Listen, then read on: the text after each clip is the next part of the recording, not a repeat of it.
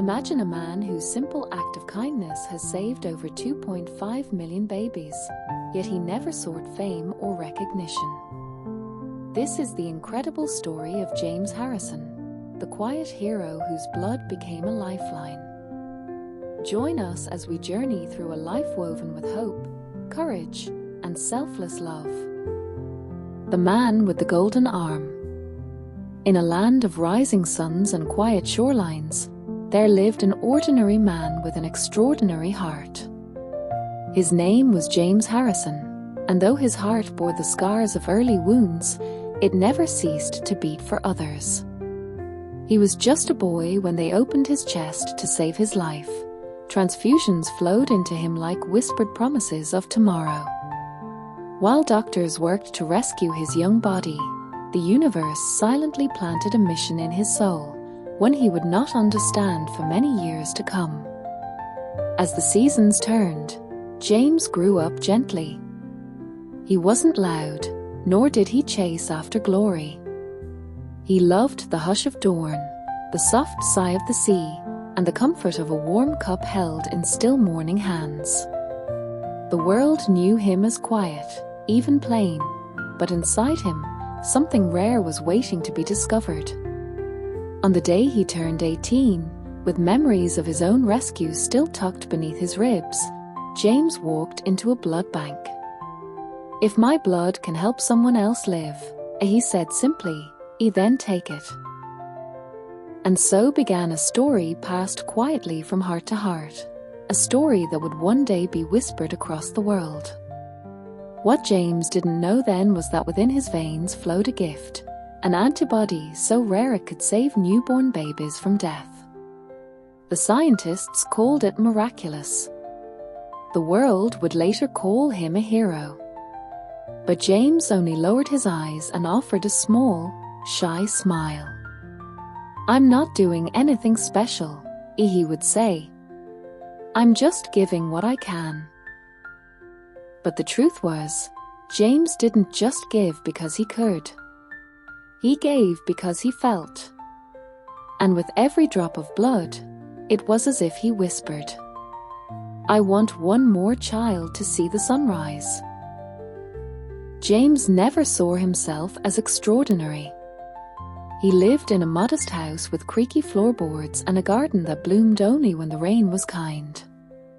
He greeted each morning like an old friend, with quiet gratitude. But deep beneath the surface of his calm life, a quiet promise pulsed, one that had begun on a hospital bed years ago, when the boy with stitches across his chest realized that life was a gift no one should take for granted. He didn't speak often of that time. The fear, the unknown, the long nights under sterile lights. But he remembered the kindness, the nameless faces who had given their blood to save him. And in that silence, a vow was formed. Not in words, but in feeling. One day, he would give back. One day, he would become someone's nameless hero. And so, he returned. Again and again. He rolled up his sleeve. He opened his heart. And the nurses came to know him not as a patient, but as a friend. Years passed, and James kept coming. Not once a year. Not twice. But as often as they would let him. He didn't ask for money. He didn't seek praise. He sat in the same chair, looked out the same window, and simply let kindness flow out of him, one needle at a time. And somewhere in a hospital room, a mother would later hold her newborn close, unaware that a man she'd never meet had just saved her baby's life. To James, that was more than enough. He didn't need to be known. He only needed to know that someone else had a chance. And that, quietly, gently, made his life full. It was a rainy Thursday when everything changed. James had just finished another routine donation, the kind he'd done so many times that it felt like brushing his teeth or tying his shoes. But that day, as he stood to leave, a doctor asked him to sit back down. Not out of concern, out of awe. "Mr. Harrison," the doctor began, voice trembling with wonder, "your blood, it's unlike anything we've seen." James blinked, puzzled. "Is something wrong?" "No," the doctor smiled. "Something is very, very right." What they had found in James's blood was a rare antibody, one so unique it could stop a deadly condition called Rh disease, which caused thousands of newborns to die every year. Until then, there was no reliable cure. But inside James was the answer. They called it Anti-D, a miracle hiding in plain sight. From that moment, James was asked not just to donate blood, but to help build a treatment that could save the lives of babies before they took their first breath.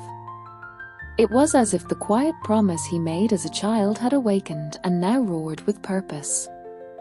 But James didn't change. He didn't boast. He didn't ask, "Why me?" He just nodded and said, softly, "If I can help them live, I will."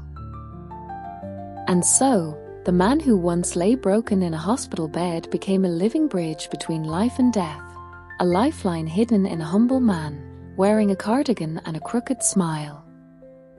From that day forward, James's blood was no longer just red, it was gold. Not in wealth, but in worth. Not in value, but in the lives it would touch. Each time he entered the clinic, he was met with new eyes of nurses, doctors, researchers, all aware of what he carried inside. But James stayed unchanged. He still brought the same small thermos of tea, still wore the same knitted sweater with loose threads at the sleeve, still greeted everyone by name, with warmth and without ceremony. He had become a quiet legend. But legends, he believed, belonged in books. He was just a man who could give. And so, he did. Donation after donation. Month after month. Year after year. He became part of a program that transformed his plasma into medicine. Anti-D injections, given to mothers whose babies were at risk. For those unborn children, James was the unseen guardian, the silent protector, the river of life flowing gently behind the curtain. Parents never met him.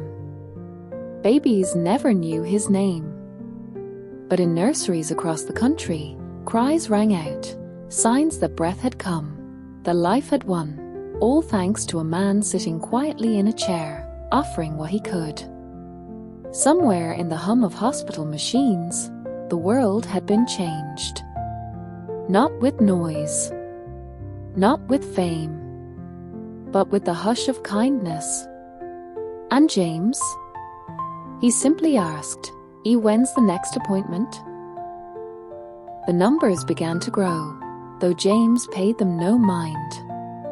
100 donations, then 200, then 3, each marked with a gentle bandage on his arm and a smile as he walked out the door. He never counted, but the world did.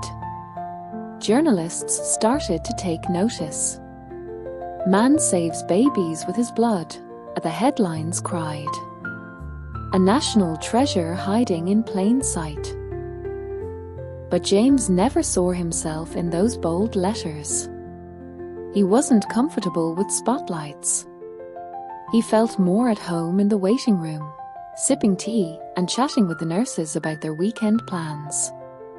But behind the scenes, miracles were happening.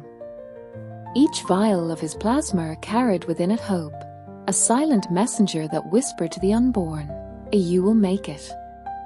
Breathe, little one. You are not alone. The program expanded. Thousands of mothers began receiving anti-D injections developed from James's blood. In time, the numbers turned staggering. Over 2.4 million babies saved. 2 million lives. And still, James shrugged it off. "I just sit in a chair and let them take a bit of me," he'd say, chuckling. But it wasn't just a bit of him. It was his time, his strength, his soul. He had given himself away, drop by drop, like a candle burning so others could see. And yet, the fire inside him never dimmed. It only glowed stronger, warmer, every time he heard of a life saved. He never met those babies, but he dreamed of them. Laughing, running, growing, breathing. Because of him. Though the world began to murmur his name, James Harrison remained untouched by fame. He still lived in his quiet home, tended to his small garden, and visited the clinic like it was part of his heartbeat. No red carpets, no awards hanging on his walls. Just the same worn slippers by the door and a kettle that whistled each morning like clockwork. Reporters would sometimes ask him, "Don't you want recognition? Don't you think you deserve more?" James would smile, then glance out the window as if looking for something far beyond them. "I've already been given everything," he'd reply. "I got to live. I got to love. And now I get to give." You see, James didn't need noise to feel alive. He didn't crave applause. The truth was simpler. He had made peace with the idea that life wasn't about being seen, it was about seeing others. Feeling them. Lifting them, even if they never knew your name. That's the kind of man he was. A man who gave in silence, so others could cry out in joy. A man who never held a newborn he saved, but still whispered a blessing for each one. At night, James would sit beneath the stars, wondering how many of his babies, as he secretly called them, were out there. He pictured tiny hands gripping their mother's finger. He imagined first steps, first birthdays, bedtime giggles. He'd close his eyes and whisper into the darkness, "Let them grow strong. Let them be kind. Let them find their purpose." Because that was his secret, James didn't just save lives. He believed in them. And that belief, tender, unwavering, was perhaps his greatest gift of all. Though James gave gladly, it was not without weight. His body, aging like soft earth under rain, began to carry the quiet toll of years. The nurses noticed first the way he sat down more slowly, the longer pauses before he stood again. His smile never left, but sometimes his eyes lingered a little longer on the window, as if measuring time. "Are you all right, James?" they would ask. He'd chuckle, brushing it off. "Just a few more miles on the clock, that's all." But even kindness can wear on the flesh, and James had given more than anyone ever had. Almost 1,000 donations. Nearly 6 decades of showing up, rolling up his sleeve, offering his very blood to strangers. Still, he never missed an appointment. Not once. To James, it wasn't about sacrifice, it was about purpose. He believed that some people were born to build, some to lead, and some, like him, to quietly hold up the world when no one else was watching. Yet sometimes, in the stillness between donations, doubt would visit him like a shadow at his feet. He wondered, had it truly mattered? Had his efforts reached them, the children he would never meet? But then a letter arrived. From a mother. It simply read, "My son took his first steps today. He wouldn't have, if not for you." James read it 3 times, then held it to his chest. And in that moment, the weight lifted. Because now he knew, not in theory, not in numbers, but in the sound of one life continuing. And for James, that was everything. As the years passed, the world around James changed. The streets grew louder. Technology raced forward. Faces in waiting rooms grew younger, quicker, always on their way somewhere. But James moved slowly now, not out of weakness, but out of reverence. Every step felt like a quiet prayer. Every moment, a chance to listen to the soft music of life still unfolding. He had reached donation number 997. 3 shy of 1,000. The clinic, once a quiet corner of his life, now buzzed with whispers. Nurses smiled knowingly. Doctors watched him with admiration hidden behind charts and lab coats. No one had ever come this far. No one, perhaps, ever would again. But James, true to himself, didn't count. He still just showed up. Sat in the same chair. Asked how the nurses' kids were doing. Closed his eyes as the needle slipped in. To him, the milestone didn't matter. Only the meaning. And yet, as the final 3 donations approached, the air began to thicken, not with fanfare, but with something deeper. A quiet kind of gratitude that filled the halls like warm light. People began to realize what was coming, the end of an era, and the closing of a chapter written in blood, compassion, and humility. James never asked for a ceremony. But the universe, it seemed, was preparing one anyway. Each of those last donations felt like a farewell, not just from him to the clinic, but from him to the unseen millions he touched. Each drop whispered a goodbye. Each pulse was a blessing. And though his name had never been carved into statues or shouted from rooftops, it was already etched in the lives of children whose hearts now beat because of him. 1,000 silent goodbyes. But not a single regret.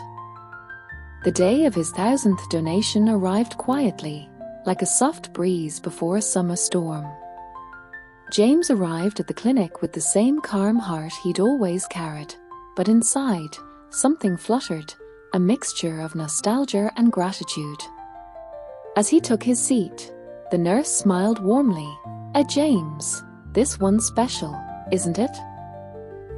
He nodded slowly, eyes reflecting a lifetime of stories untold. "This is more than just a number," as she said softly. "It's a legacy." James felt a warmth rise within, deeper than any sun could cast. The needle slid in gently, as if honoring the years it had pierced so many times before. He closed his eyes, imagining the countless babies who had been given life because of this very blood, a river of hope flowing through him, now flowing through the world. In that moment, James was not just a man donating blood. He was a guardian of dreams, a silent hero whose gift had woven into the fabric of countless families.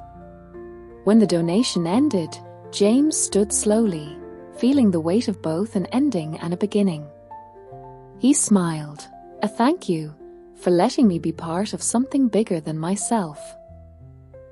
The nurse took his hand and squeezed it gently.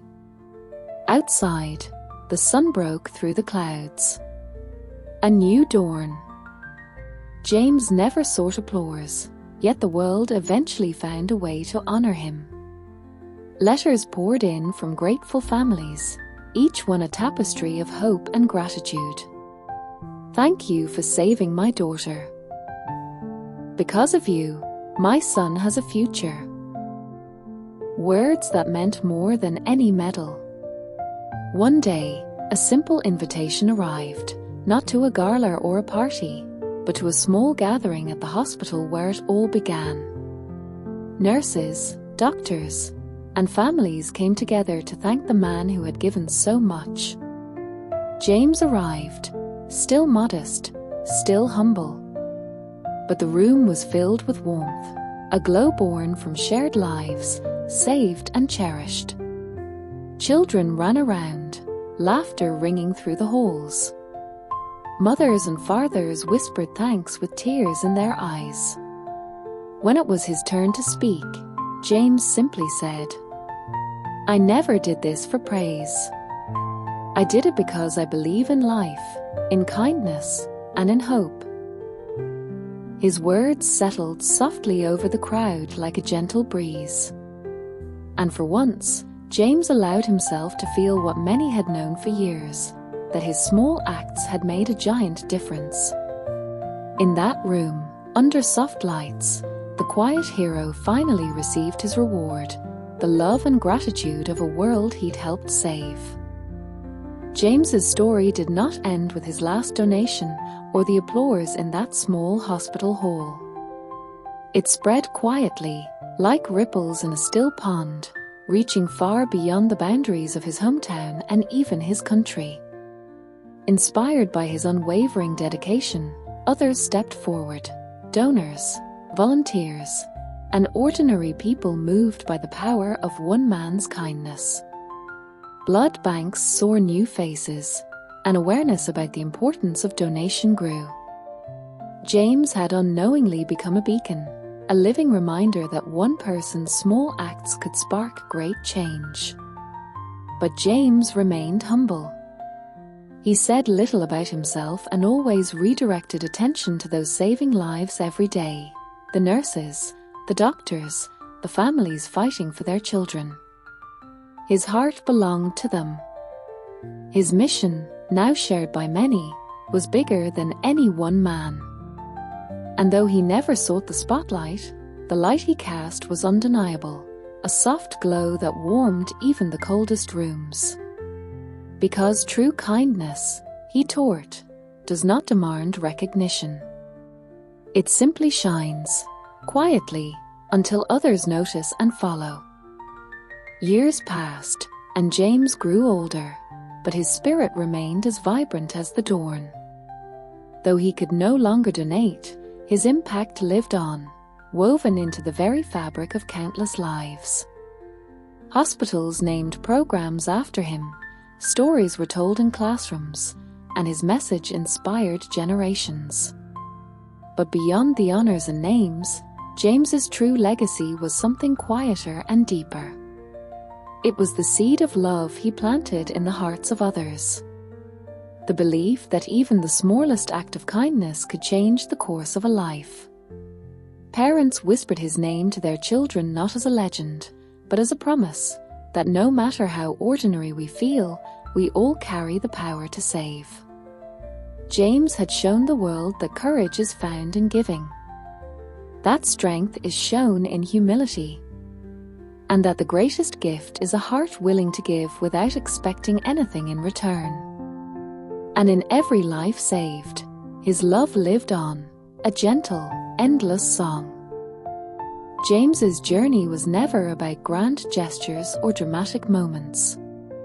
It was about quiet courage, the kind that asks no attention, makes no demands, and expects no reward.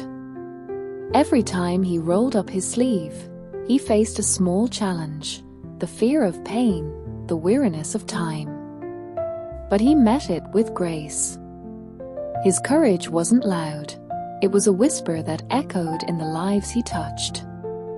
A gentle reminder that sometimes, the bravest thing we can do is simply to keep showing up. Through storms of doubt and seas of fatigue, James remained steady, a beacon of unwavering kindness. His story teaches us that heroism isn't measured by medals or fame, but by the simple acts of love we offer to strangers. And in a world that often feels chaotic and cold, James's quiet courage is a balm, a light that softly says, "Hope still lives here. Compassion still breathes here." James's life was like a tapestry, each thread a story of kindness, patience, and quiet strength. Though his days of donating blood had ended, the pattern he created continued to grow, weaving through the lives of thousands. He found joy in simple things: morning light through the window, the soft hum of a lullaby, the laughter of children playing in the distance. His heart, once heavy with the burdens of illness and pain, now floated free, lifted by the knowledge that he had made a difference. People spoke of him not just as a donor, but as a symbol of grace, a man who gave endlessly without expectation, who loved fiercely without condition. In every life he saved, in every family he touched, James's spirit whispered softly, "Live kindly, love deeply, give freely." And in that whisper, the world found hope. James Harrison's story is not just one of blood donations or medical miracles. It is a story of a heart that chose to beat not for itself, but for others.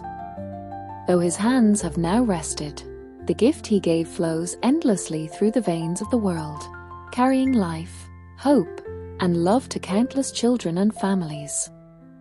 His legacy lives on in every smile born from a second chance, in every breath taken because someone once chose to give. And as the sun sets and rises again, the quiet man with the golden arm reminds us all. True heroism is found in the smallest acts of kindness, in the courage to give without expectation, and in the faith that one life can change many. James gave more than blood. He gave a timeless lesson, that love, in its purest form, is the greatest gift we can share. And that gift is eternal.